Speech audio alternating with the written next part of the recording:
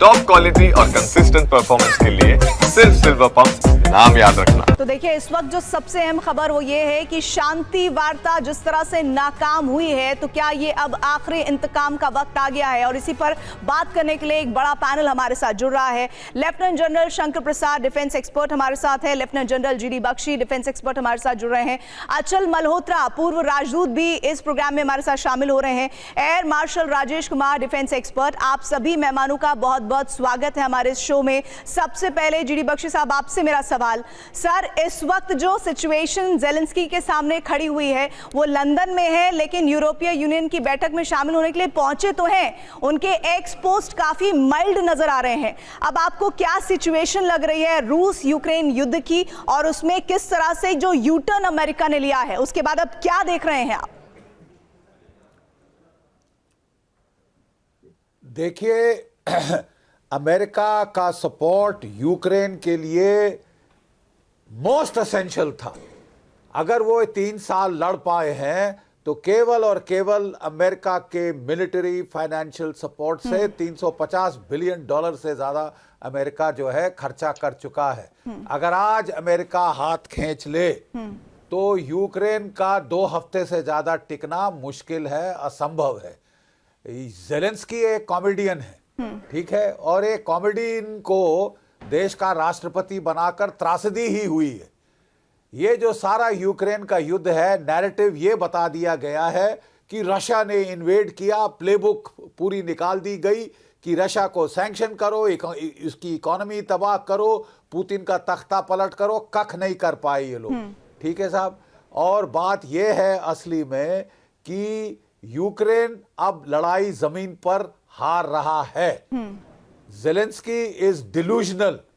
अगर वो सोच रहे हैं कि वो अभी भी अपनी जमीन ले लेंगे, तो वो उनका जो है दिमागी हालात पे मुझे सवालिया निशान लगते हैं, ठीक है। उन्होंने अपने देश की तबाही करा ली है, और जो बताया जा रहा है 1 मिलियन कैजुअल्टीज हो गई हैं यूक्रेन की, लेकिन 8 मिलियन यूक्रेनियन अपना देश छोड़ के भाग गए हैं। बिल्कुल।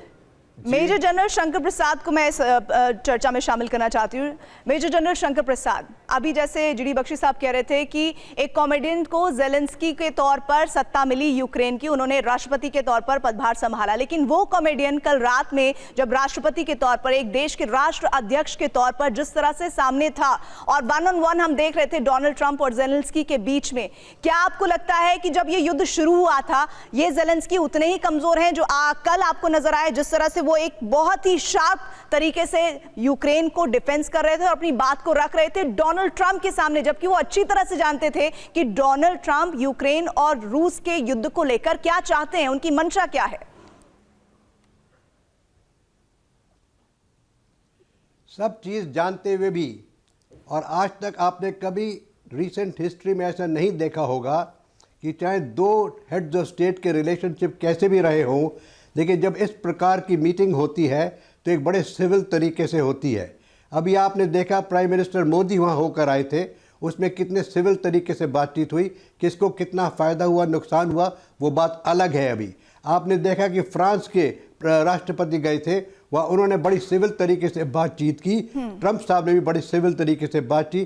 क्या फ्रांस को कितना गेन हुआ या लॉस हुआ, उसकी अभी बातचीत नहीं हो रही है। अभी आपने देखा प्राइम मिनिस्टर ऑफ यूके गए थे, बड़े अच्छी तरीके से बातचीत की, बड़ी नम्रता से बातचीत हुई, और अपना मसला सही करके वापस चले गए। अब जब ये राष्ट्रपति गए हैं, जो इस समय इनके पास, जिस तरह प्रेसिडेंट साहब कह रहे हैं, ट्रंप साहब, कि इनके पास कोई कार्ड नहीं है, he has no trump card, इनको खेलने के लिए कोई पत्ता है ही नहीं। तो ये इस वक्त जितना नम्रता से 3 पुराने लीडर्स अभी होकर आए हैं, उससे कहीं ज़्यादा नम्रता से इन्हें पेश आना चाहिए था। लेकिन इन्होंने अपनी देश की तरफदारी करने के लिए जो पॉइंट्स रखे, उसका जवाब वो देते रहे।